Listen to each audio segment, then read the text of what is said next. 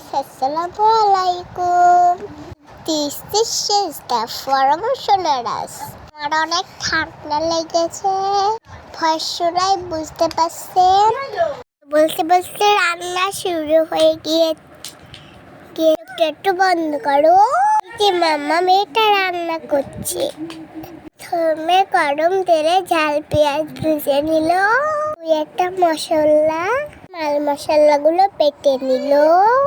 আছে শুকনো ঝাল, রসুন, 2 থেকে 3টে এলাচ, 2 টুকরো ডালচিনি, একটা গুঁড়া মরিচ, ধনিয়া গুঁড়া, জিরে, সব কিছু দিয়ে বেটে নিয়েছে।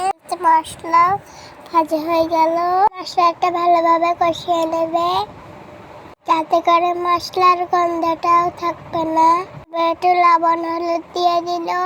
মাটির চুলায় রান্না করলে তো মশলাটাই স্বাভাবিক কষিয়ে আগে থেকে কেটে রাখা এগুলো এবার দিয়ে দেবে।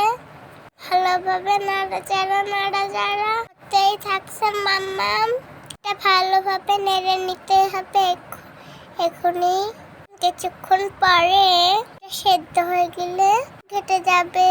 এখন যদি নাড়াচাড়াটা না করে তাহলে সব মশলা ডালের ভিতরে যাবে না। ভালোভাবে মিশিয়ে নিয়ে এবার পানি ঢেলে দিল। হ্যাঁ, কিন্তু একবারই পানি দিতে হবে। পেরেছেন মাম্মা কতটুকু পানি দিয়েছে?